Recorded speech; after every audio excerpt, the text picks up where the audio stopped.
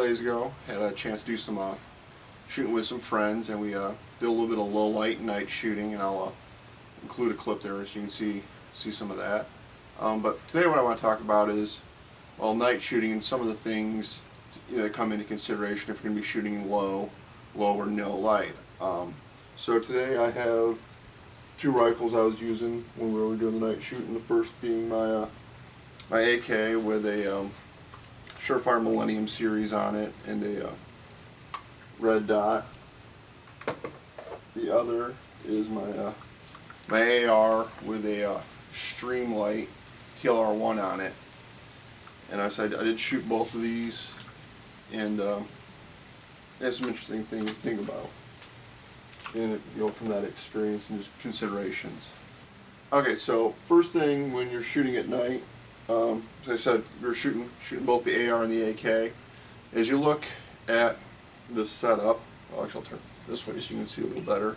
So here's the AK I was using. I've got just a regular rear leaf sight, Surefire mounted here over the gas tube. Well, the nice things about this setup is because the light is behind the rear, is to the rear of the front sight post. The light actually illuminates the front sight post, which makes it really easy to see at night. However, this little the rear sight, just this tiny little notch, is really hard to see in the dark. Fortunately, with a good red dot, that's not an issue. But if you're running just irons at night with a light, that rear leaf sight's going to be real hard to see. So a lot of the time I was trying to shoot just irons and more or less doing point shoot, using the light to pick my center mass on close targets because I had a real hard time seeing this rear leaf sight. So that's something to consider. Alright, so this is the other rifle I was shooting with at night. This is an AR I built about, 6 years ago. I'm running HK style flip up sights, and I have a Streamlight TLR1. One good thing about you having a rear peep sight is your eye's right up there. So I had no problem finding my rear sight because my eyeball's right there. Front sight, you look right through it.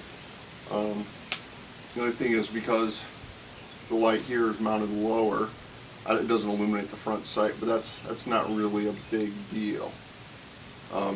Again, running EOTech on this sight, so at night, using that EOTech makes it real easy. So that's just something to consider about when, say, if you're going to be doing night shooting without any sort of optics. A rear peep sight, especially with the larger opening on it, makes it a lot easier to do. This is much easier to shoot just irons at night.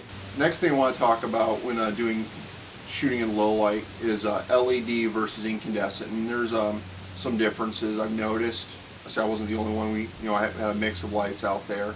And in general, I noticed LEDs tend to produce a very white, very bright light, while incandescents tend to produce more of a orange to a yellow color.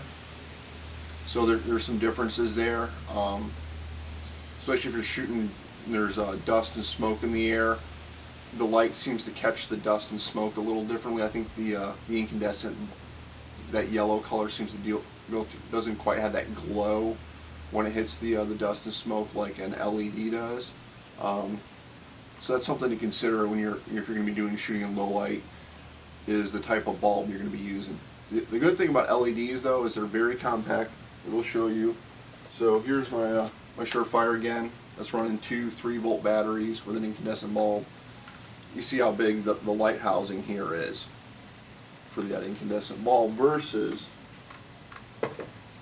my Streamlight, which is also running off 2 3-volt batteries, but this portion right here is it. Overall, this light's about half the length here. So, but the LED, very durable. That's a good thing I like about it. Very power. LEDs also tend to be much more power efficient. I've had to change the battery several times in this Surefire, but my Streamlight here, I've probably put 1 set of batteries through it since the time I've had it. So that's one good thing about LEDs, is they're not nearly as power hungry. So if you're going to be doing a lot of shooting, battery life is something you're going to have to consider.